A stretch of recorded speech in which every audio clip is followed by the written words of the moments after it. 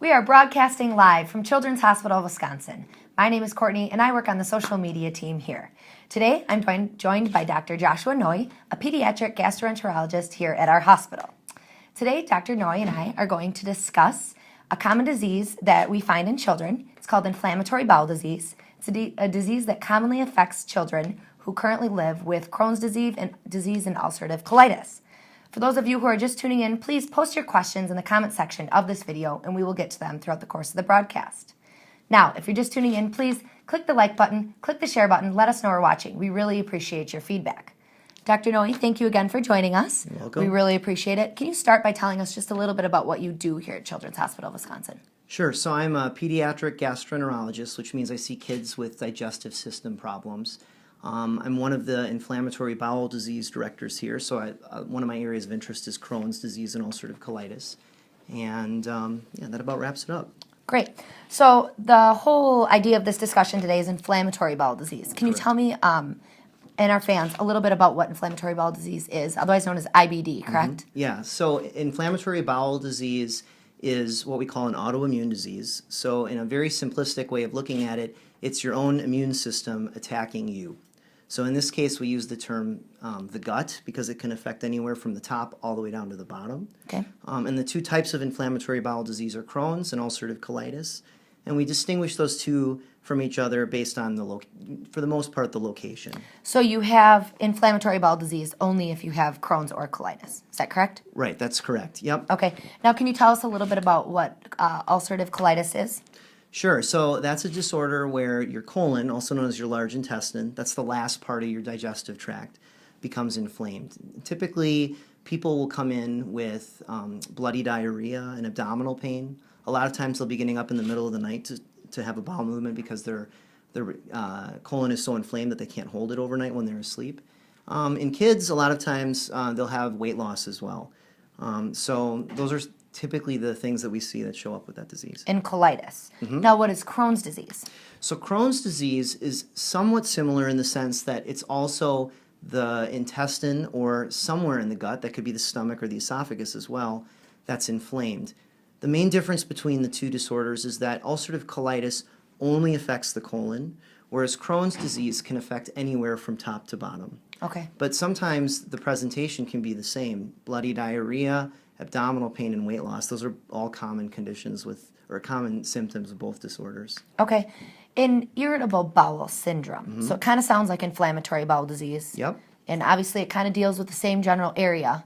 What's the difference between irritable bowel syndrome and then the other three diseases? That's a good question. So inflammatory bowel disease, remember, it's inflammation. So the organs are inflamed and they're angry and often bleeding. Okay. Whereas irritable bowel syndrome, probably the easiest way to explain it is we use the term visceral hyperalgesia, but what that means in non-medical speak is an overly sensitive GI tract. Okay.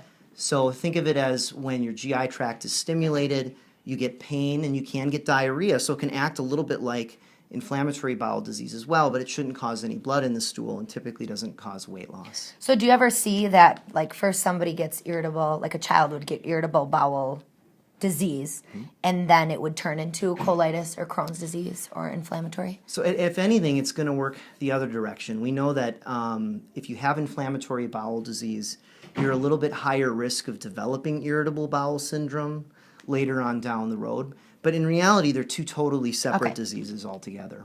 Okay. Now, one of our Facebook fans had just asked for the difference. So really, they're all three different. All four of them are technically different things. That's correct? Yeah. So think of ulcerative colitis and Crohn's disease both being different types of inflammatory bowel disease. So inflammatory bowel disease is an umbrella term for both of those disorders. Okay. Whereas irritable bowel syndrome is a completely separate disorder, even though it shares two of the same letters. Okay. When you hear people say IBS, that's what they mean by irritable And because bowel the syndrome. IB, it gets a little Correct. bit confusing. Yep. Awesome. So now, what causes these diseases? Are they genetic? Yeah, so that's another good question that has a very complicated answer. The real answer is we're not 100% sure. There are some genetic components. We know that it does run in families. There are some genes that we've identified that are associated with the disorders, but there's lots of genes that are still being discovered. So it is partially genetic. We know it's partially environmental. It's found more commonly, for example, in industrialized nations or further away you are from the equator. And there's probably other factors that play a role as well. But including, you had mentioned earlier, is the immune system, with the immune system being sort of imbalanced or overactive, if you will. So it's a combination of probably all those things that come together at the wrong time in the wrong place, and then you develop the disease. Great. Okay, thank you very much. So now let's get back to inflammatory bowel disease. Explain the symptoms that a patient would come into clinic here to see, or that they would start seeing, that they would raise concern. Yeah, so there's a lot of different symptoms, or I should say a lot of different ways that the disease can present to the doctor's office. Probably the most common things that we see are abdominal pain. Now, abdominal pain is pretty broad. We see a lot of different things cause abdominal pain, but that certainly is one that is characteristic of that. Bloody diarrhea, or really any blood in the stool, is very characteristic of that. So if someone is presenting with abdominal pain and bloody diarrhea, that's really something we think very highly about, is this patient might have IBD. Okay. Yeah. I mean, there are some other things as well. If your child's getting up in the middle of the night to pass a bowel movement, that's usually a red flag. Many patients will have weight loss, particularly because kids are growing and they're so susceptible to that. Those are other common symptoms. Those are probably the biggest ones that we see. Great. Now, we talk about kids, but it can also happen in adults. Is it common in kids? Yeah, I mean, depending on the number that you use to define how common it is common. We use a number somewhere between 4 and 9 in 10,000 patients. Okay. So that's anything that's more than 1 in 10,000 is considered a common disease. Just to give you a perspective, we probably diagnose about 50 new cases here a year at Children's, inflammatory bowel disease. Inflammatory bowel disease, yeah. So, and then the portion of that have Crohn's and colitis, that's obviously a greater number if... It's 50 patients a year that will have inflammatory bowel disease. Some of those are going to be Crohn's, and some are going to be ulcerative colitis. That actually depends on where you are. In Wisconsin, there's much more Crohn's than there are ulcerative colitis patients. But you can have those two diseases without having inflammatory bowel disease, correct? No, you always have inflammatory bowel disease. Correct. They're both a type of inflammatory bowel disease. Okay, great. Correct. Thank you very much. And when do parents or the child itself typically discover that they have this disease? Yeah, so usually what will happen is the child will start off with just very mild symptoms, abdominal pain once in a great while. And usually that won't alert someone to say there's anything serious wrong. Kids always say my tummy hurts. Yeah, I mean, all of us get abdominal pain once in a while. But then usually the abdominal pain will become more frequent and they'll start having changes in their stooling pattern. And that will usually trigger us to start doing some more digging. And typically what will happen is they'll go see their pediatrician, and the pediatricians sort of know what to look for, and they'll end up doing some evaluation, and they'll find something that would make us think, okay, there's some inflammation going on in the body, and that's typically when they come and see us. Okay. Little kids, 3-year-olds, 5-year-olds, but also in adults, or also in teens, I should say. Yeah. So the most common age is sort of the preteen to teenager age group. There's another common age that shows up later in adulthood, but if you're talking kids specifically, preteen to teen, it can show up earlier. There's a sort of a subcategory called very early onset IBD, which is earlier than the age of 6, and we actually one of our doctors here actually specializes in that, and so it really can vary as to when it shows up. Absolutely. Yep.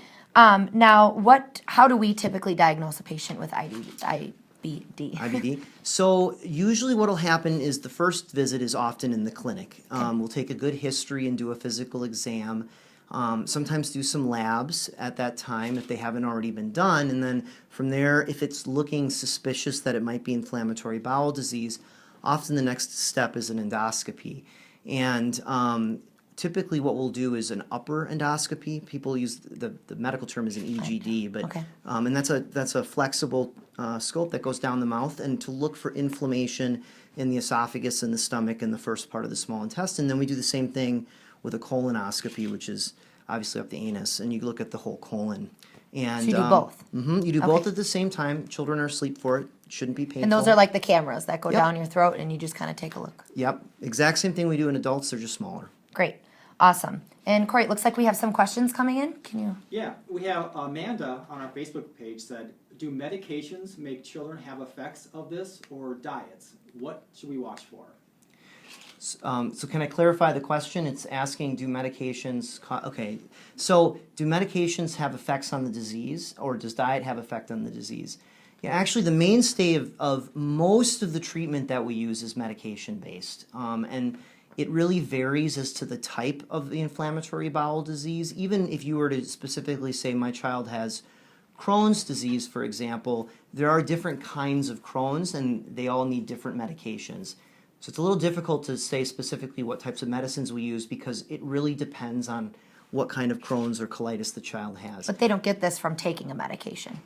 No, it's IBD. not. Okay. Yeah, no. I mean, there's always some question as to exactly what causes it, but for the most part, it is not triggered from medications, with some very rare exceptions.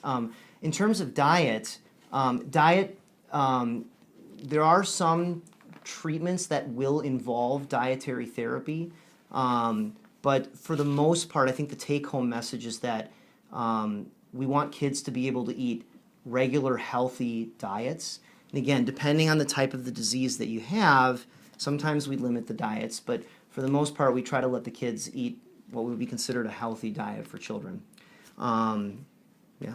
Great, thank you. We have one more? Yeah, Sherry asked, do you find that children with this struggle to stay hydrated?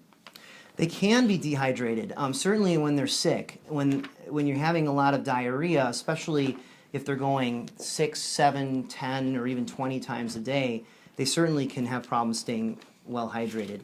Typically, though, once we get the disease under control, really their bowel movements should be normal. Managed. Yeah, and really the children should feel normal, and that shouldn't be an issue if we're Great. doing our job properly. So now let's go back when we talked about a little bit about diagnosing, and you do the colonoscopy and the endoscopy. What types of specialists do they come in here to see? They see a gastroenterologist? Yeah, so typically what ends up happening is after we do the scopes and we make the diagnosis, send off the biopsy specimens to the pathologist, we usually have an answer, a definitive answer microscopically within a couple of days.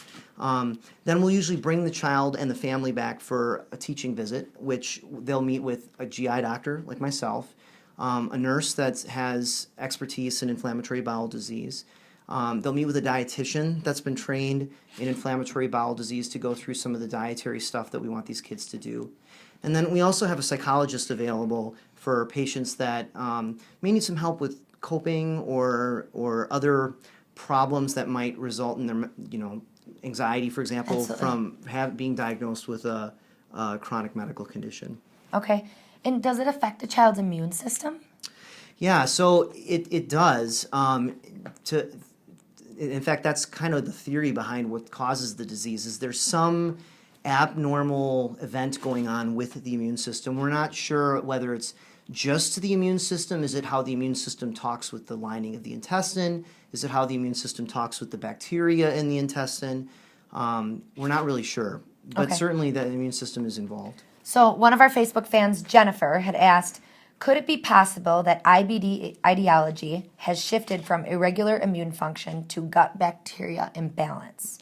Hence, the immune system is working overtime to try and fix the imbalance of the good and the bad bacteria. Yeah, that's a very, very good question. And the short answer is we actually don't know, but that is one of the things we're trying to figure out. A lot of the research going on right now in inflammatory bowel disease is trying to answer that question, or probably a better way to say it is does the gut microbiota play a role somehow in the disease? I think the jury is still out on the definitive answer. We think that yes, the gut microbiota does play a role, as does the immune system. It's probably both. We don't know which is the chicken or which is the egg, or if it's two occurring at the same time. Absolutely. Thank you. So once a child is diagnosed with IBD, how does their life as a child change? What happens once they're diagnosed? Well, initially, it can be a little overwhelming because they're often having a lot of doctor's visits. They're on medication. Sometimes they need more endoscopies down the road. And especially early on as we're trying to figure out what medications, or I should say what treatments are going to be best for that child. But the good news is that once we figure out what therapy is going to work best for that child and basically put them into remission, really the child should have a normal life. It's a treatment, and it's It's not like it's gone forever, but it's kind of neutralizing it out. It's balancing it. Right. What I like to say is it's very treatable. It's not curable necessarily. Okay. But we really should be able to make the kid feel normal. Okay. And do you typically see that children are affected emotionally by this? Yeah. In fact, there's really good evidence for that too. It's part of the reason that we have a psychologist who specializes in inflammatory bowel disease. Anytime you diagnose somebody with something they're going to have for the rest of their life, that can be emotionally traumatizing. And every stage of our life, we handle it a little bit differently. So having somebody available to handle that is important. And especially a disease that's in a little bit more of a personal thing. Like, how do kids handle going to school? Is that something that parents should talk to their school teachers about and their parents' friends and families? Or how do you kind of break that barrier? So we talk about it at one of our first visits, actually. There's some guidelines in terms of us working with the school. We typically do something called a 504 plan, which is it's like a legally binding document that allows us to communicate with the school and tell the school what the child needs for things like bathroom privileges and doctor's appointments and whatnot. But it's a special plan that you give to them. Mm-hmm. Okay. Yeah, and that we sort of go through that with the family to say these are the sorts of things that you're going to be looking for at school that might suggest that things are going well or not going well. Absolutely. Thank you. It looks like we have more questions coming in, Corey. Yeah, we do. Bree asked, can children with dysmotility pseudo-obstruction develop IBD later on in their teens or adult years from using stimulants daily as young children? So probably not, at least not that we know of. Pseudo-obstruction is where the gut doesn't work, essentially. So it's kind of two different processes altogether. Great. And it looks like we have one more question. And Sherry asked, long term, can this cause severe damage to the intestinal tract? So that can happen. Fortunately, nowadays that we're able to get the treatment started earlier and intervene at an earlier time, we're finding that that's becoming less and less. Obviously, there are exceptions to that rule. But for the most part, if we diagnose it early, we start treatment early, we usually do end up doing scopes on those patients at a later date just to show that, yes, what we've done is healing and everything looks like it's gone back to normal. Most patients do quite well and their intestine looks healthy. Now, kind of branching off of that, it goes back to normal. Are they always on a medication? Like we said, it's not curable. Mm-hmm. You get a treatment for it, which is the medication. But are they always on that medication for the rest of their lives or for a couple years or when things calm down? Yeah, so obviously there's some exceptions to this rule, but the rule of thumb is that you're going to be on medication the rest of your life, or you're going to be on treatment the rest of your life. And while we have exceptions, and families often ask that, you want to go in with the thought process of, I'm going to be taking something from this point forward. Now, let's talk a little bit about a diet. Can you just change your diet and it not be an issue anymore, or how does that? Yeah, so for the most part, diet doesn't play a enormous role in making the disease go away. Okay. There are some things, and depending on the kind of inflammatory bowel disease that you have, there are some certain subtypes of, say, Crohn's disease where you may find that eating certain foods makes you not feel good, and you might have to avoid those foods. Probably a better way to say it is what we typically want is a more healthy diet for the kids. And when they meet with the dietitian on their first visit, we sort of talk about some of the important things that we want kids to be able to get in their diet, like iron and calcium and vitamin D, for example. But realistically speaking, we want all kids to eat healthy, right? Yeah, that's so correct. It's just kind of... Okay. Yuka, someone had asked, one of our Facebook fans, if symptoms aren't showing up for a couple weeks of the ulcerative colitis, can they ever stop taking their medication? So inflammatory bowel disease, you can't. So remember, ulcerative colitis is a type of inflammatory bowel disease, just like Crohn's is a type of inflammatory bowel disease. So if I'm understanding the question correctly, if someone has ulcerative colitis and they're on medications and the symptoms disappear, can they stop their medication? So again, with some rare exceptions, the answer is we try to keep those patients on their meds. Balance it out. Yeah, because the medicine actually heals the intestine and keeps it from coming back. Great. And we were kind of doing some research and we heard a little bit of flare-ups. Can you explain a little bit more about what flare-ups are for children who have inflammatory bowel disease? Yeah, so flare-ups are sort of an unfortunate downside of having an autoimmune disease. So most autoimmune diseases, you can be doing everything right with taking your medication and doing your treatment properly, but even when you're doing that, occasionally the disease will come back, if you will.